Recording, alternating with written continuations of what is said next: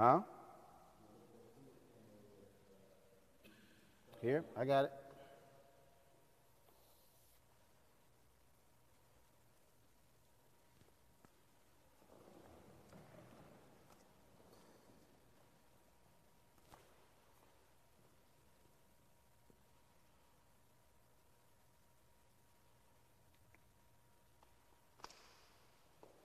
Hey folks, Roland Martin here for Be Woke Vote and Roland Martin Unfiltered. We are coming to you live from Jackson, Mississippi, and where we are is quite the historic place. This is the Grand Lodge here, Prince Mason's Grand Lodge here in Jackson, Mississippi. It is where the NAACP, they've had their office here since this building opened in 1955. Medgar Evers, of course, the field secretary, his office was here on the floor right above us. And this is the auditorium where lots of history was made, not only for African Americans, but also to America. Mississippi Freedom Democratic Party, they met in this particular auditorium as well, where they chose those delegates who went to Atlantic City in 1964. And also the funeral of Medgar Evers also took place here on June 15th, 1963, 3 days after he was assassinated in his driveway on June 12th, 1963. Joining us right now is someone quite familiar with these surroundings. He is the president and CEO of the NAACP, Derrick Johnson.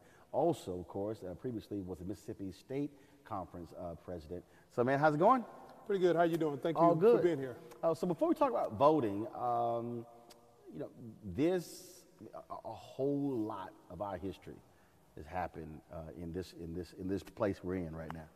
You know, the beautiful thing about this building, many people may not recognize, we made democracy work for African Americans out of this building. Not only was the Mississippi Freedom Democratic Party founded in this building, but the Conference of Freedom Organizations. It was an umbrella group of the NAACP, CORE, SNCC, and NCLC during the Civil Rights Movement to force the question of full citizenship. Cortland Cox, one of my mentors, was over the SNCC Legacy Project. He typically said that in Mississippi, we forced the question that black folks could, in fact, have the right to vote. And we went to Selma, then to Lowndes County, Alabama, to make sure we can control the vote. And that's what we're talking about today. How do we control the vote of African Americans to elect an individual who will be accountable to our needs and interests? Well, it's also, being here, it's also a question of partnership for Prince Hall Masons to allow, for the NAACP to be in this facility, and then for it to be the central meeting place where people knew they could go and organize. People talk about safe spaces today. Right. I mean, this was one of those safe spaces for black folks in the 50s and 60s. One of three places in the state of Mississippi where black folks could convene and discuss issues of freedom and civil rights. Here, Tougaloo College, my alma mater, and Mary Holmes College is currently closed, but this was one of the places that we could actually meet. The unique history of this space is not that it's a partnership. It was the M.W. Grand Stringer Lodge Prince Hall affiliate who started the NAACP, not only in Mississippi, but when W.B. Du Bois and William O. Trotter called for a meeting in Niagara, they wanted to make sure that it was somebody from Mississippi in the room, so they paid for a member to attend that meeting. Her name was Ida B. Wells. And ever since she came back and gave the report, we've been in the bylaws of M.W. Grand Stringer Lodge. We can't move the build office if we wanted to because they see us as an auxiliary of their work. Really? Absolutely. Wow. It is the only one that I know. When I took position, I remember the Grand Master of the Lodge, he asked me to come down. He said, "Boy, do you know why you're here?" I said, "Well, I'm just coming up to the office." He said, no, you need to understand why you're here. And he laid the history out. And I was floored. And then he said, "Hand me that piece of paper." It was the bylaws. We are in their bylaws. And so with that rich history, I understood completely that I'm a part of a continuum of freedom fighters who was charged with responsibility to advocate for the needs and interests of our community and to make democracy work. When we talk about making democracy work, we just saw Stacey Abrams not concede, but make it clear that she is going to fight for voting rights there in Georgia. You look at what happened in Florida, Andrew Gillum losing by less than 35,000 Right. votes as well. And I made this point on my show, and you were on. You know, if Broward County and Miami-Dade County, if we had voted 65, 70% turnout, that changes the game in Florida. You know, the number one thing to fight against vote suppression is voter turnout. You know, voter suppression is the problem, but if we increase turnout, it's less of an issue. This is a game of inches, not miles, and every vote counts. But what's ironic, 28 years ago, from last week Tuesday, we was dealing with the 2000 election issue, voting machines and vote suppression. And despite over $100+ million to upgrade our machines, we're right back here 28 years 18 later. years. 2000? 2000. So 18 years. I'm going back, yeah, 2000. 18 years, right. And that's the thing that it amazes me when, well, first of all, people don't understand. People don't understand that elections in this country are not federal elections. No. They're not even state elections. They are local. When we say local, they're not even city elections. They literally are, matter of fact, it's not even county elections. That thing goes precinct by precinct. I mean, so you might go in one precinct and it's a whole different thing that's happening compared to the next precinct. I mean, my parents worked elections. They worked them in Houston, and I worked them in Dallas County, in the area of Dallas. And they take that job very seriously.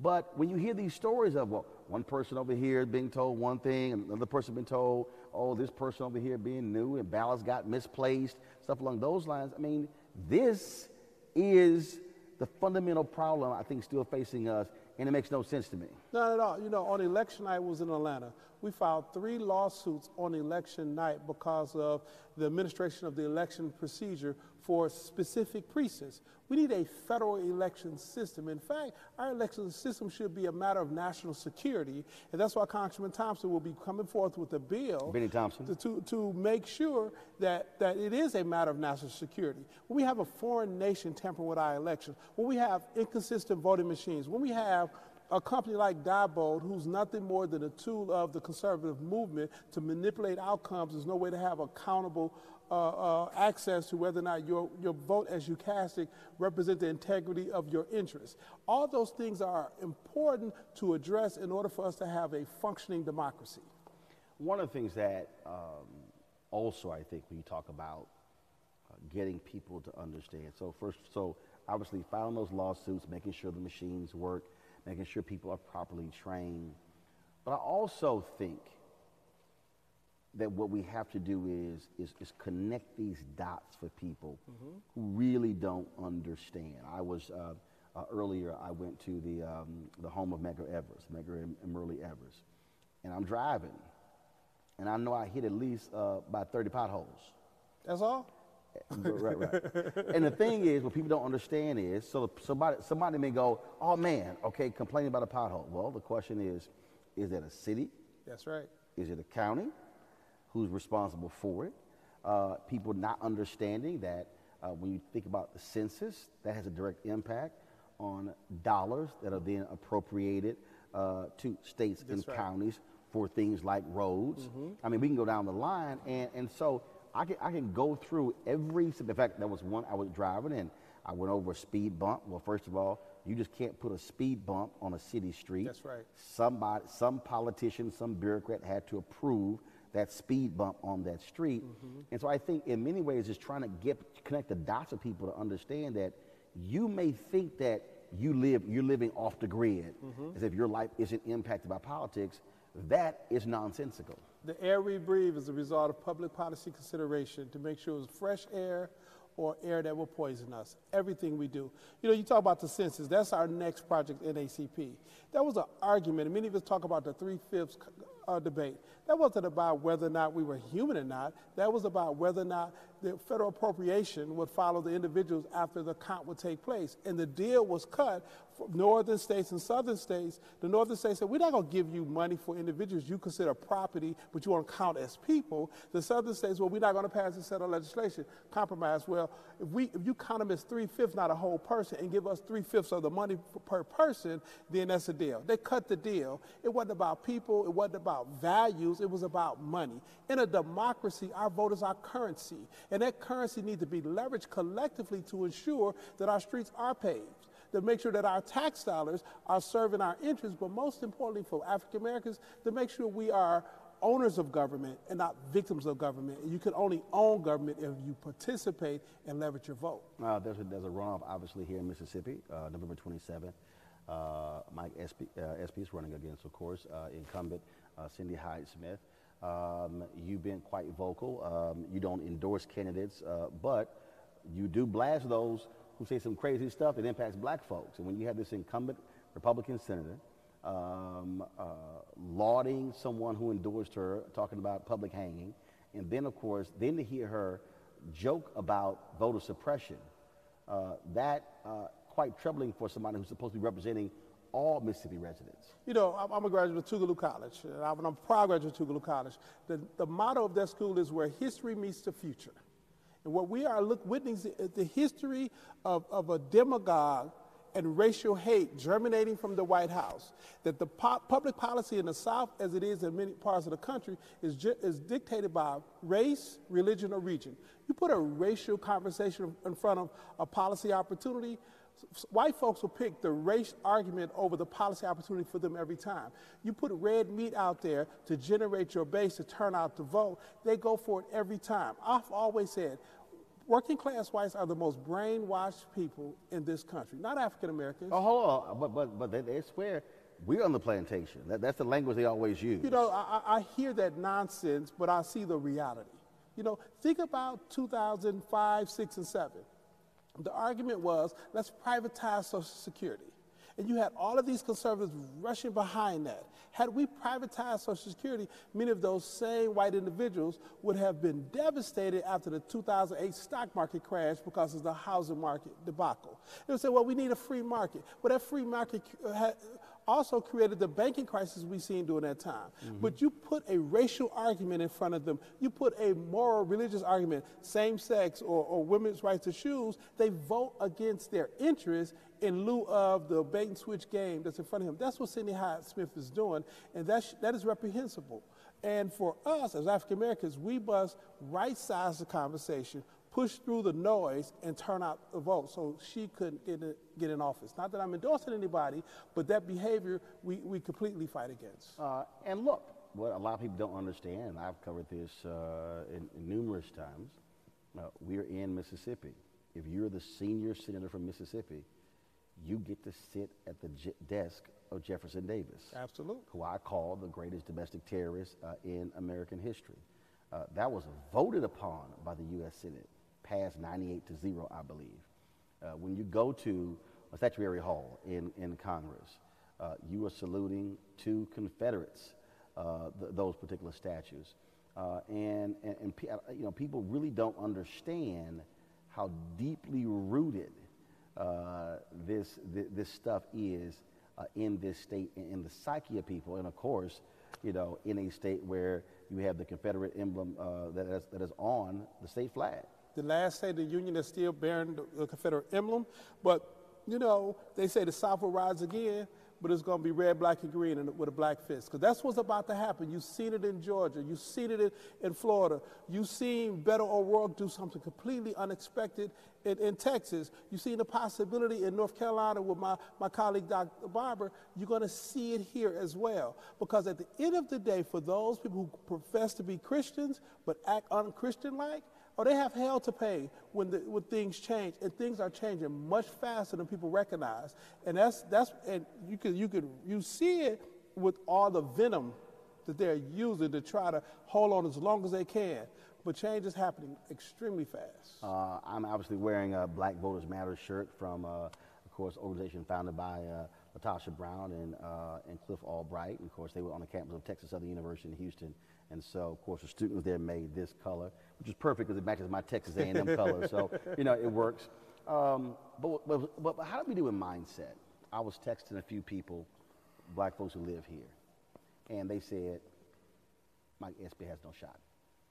And I go, wait a minute, hold up. I said, did you look at the general election? Did you see that it was barely 700,000 people who voted in the general for all those candidates, whether from the top of the ticket all the way to the bottom? And they said, yeah, but it's Mississippi. And I said, yeah, but it's 750,000 Democrats in this state. I said, significant number of black folks in this state. I said, you hit 80, 85, 90% turnout, it can happen. No, it can happen. And I was sitting there and I was talking to somebody, someone in South Carolina, and they were telling me about same thing, how there's this sort of this this just complete mindset that it will never change. It is always going to be the same. There's no way in the world we can change the politics of this state. And so you have generation after generation of black folks. Some of these people are young who literally are giving up, who say it can never change. Well, you know, our job is to make what is perceived to be impossible possible. And if it's perceived to be impossible, you're going to have a few people lined up. But once you make it possible, everybody going to show up and say, look what we did. And that's okay. That's the standard, right? You know, Stacey Abrams. Because a whole bunch of people said they marched with King and others.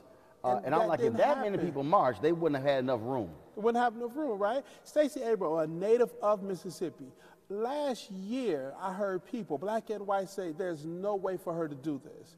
And she broke every barrier you can imagine to get to where she got, only to have it stolen from her, but yet it was possible. If it's possible in Georgia, it's possible in Mississippi, it's possible in Alabama, it's possible across the South. Well, and the thing that also. But you remember, they say that black men could never get elected to the White House. And that was in 2007. In 2008, those same people were crying, shouting, or running up and down the aisle. Well, absolutely. And so with this runoff coming up November 27th, what is the NAACP doing to get folks to the polls? What's the infrastructure? What's the plan? Well, for us, we're targeting what we call infrequent voters. That was in round one. Round two, we're going back out to make sure people go out to vote. We're canvassing, we're phone banking, we're sending direct mail literature. We're doing all the things necessary to make sure people know election is coming up. And I've said on your show before, elections are like ad campaigns. You know, presidential elections is like a Coca-Cola sized budget. But midterm election is like a RC Cola size budget. You only know it's there unless you know it. And so it's our job to remind people over and over, go to the polls and vote, because your vote will matter, and this opportunity is crucial for our future. When you look at this state, very rural, so how are you reaching folks who may not be getting television and radio, but then also giving them access to the polls as well? What's the plan? That folklore is dead, right? Yes, rural is rural, but we've always operated from a context of reaching out to rural voters. I mean, whether everyone have a device, we have a text messaging system. If you look at the state of Mississippi and you split it in half, I-55 being the center line, you go to Mississippi River, 2/3 of all governance is controlled by black folks, 2/3. Out of that, all of the sheriffs from the top of the state to the bottom of the state, African Americans. There's nonsense that we can't get to people. We can get to people. The resources should be invested to make sure we penetrate more people, because we can do this. Mississippi will have the first African American governor. Mississippi will have the first African American senator. Mississippi will be the first majority black state. The question is, are you going to come after the fact, or are you going to get on board to make it happen now? And speaking of making that happen, obviously you have lots of folks who are doing things, and one of the things that you are making it clear with the NAACP is this idea of infrastructure. I keep making the point when I look at black organizations out here. I've said to panhandling groups, I said, if you look at our infrastructure, we arguably have the most sophisticated infrastructure in the black community. What I mean by that is international, national, regional, state, grad, undergrad, and of course all the programs affecting kids, elementary, middle school, and high school. I said, but the difference is, what the hell are we doing with it? How are we actually using it and maximizing it? 2+ million members. You might, in some states, in Ohio, there are 120 panhandling chapters. I don't know how many chapters of NAACP in Ohio, but again, I'm saying, what the hell are we doing with that level of infrastructure that impacts the betterment of our people? We have to go beyond being insular and just be concerned about the organization. That's right. It must be concerned about our people who are not members. So I took the reins full-time in October of last year. Since that time, I've invested millions in dollars in our database system. We brought on a data science team. We are building out our IT systems. For me, I recognize clearly, being focused here, egocentric organizing fails us every time. Anytime we base I work on a personality. Once that personality leaves the scene, we're lost. But community-centric organizing is what sustained us. That's why Dr. King did great things, but it was never in Mississippi. But Mississippi benefited greatest from the civil rights movement because there was an infrastructure. Kwame Ture, Stokely Carmichael, who started here, he left Howard and came here, he talked about organize, organize, organize. Organize no matter whether it's your Sunday school class or in your sorority or fraternity, because it's that level of connectivity that's important. Now, how do we take that connectivity, put it on a technology frame, and start talking to each other around the importance of being civically engaged year-round? That's the role of the NAACP. It's not about the big speech. It's not about the collection plate. It's about making sure as a community our collective consciousness is leveraged so our collective vote is felt. And obviously, now we're looking at 2020 coming up. So once this Senate race is done, once you have the runoffs in Georgia for Secretary of State, some of the other positions, then of course, again, I tell people all the time, don't just skip to 2020.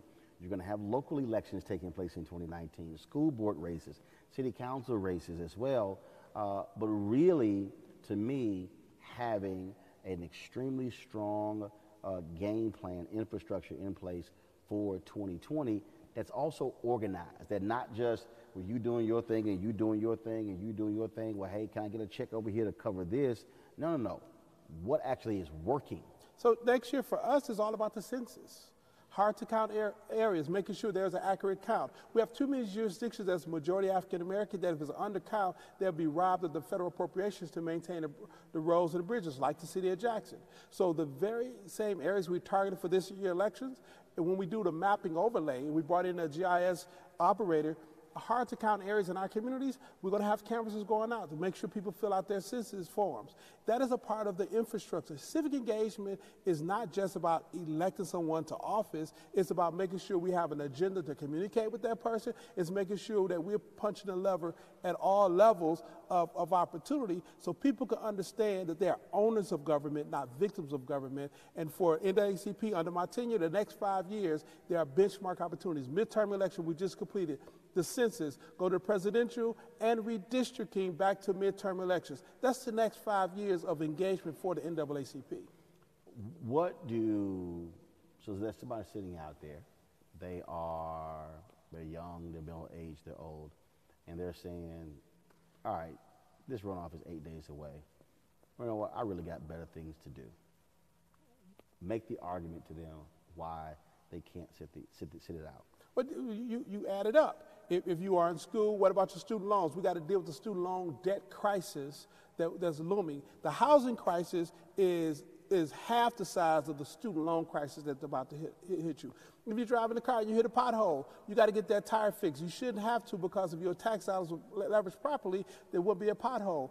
If your parents are on Social Security or the need of Medicaid and Medicare, you need to be at the polls to support it, because if you don't, you got to pay for it. You got to watch them suffer.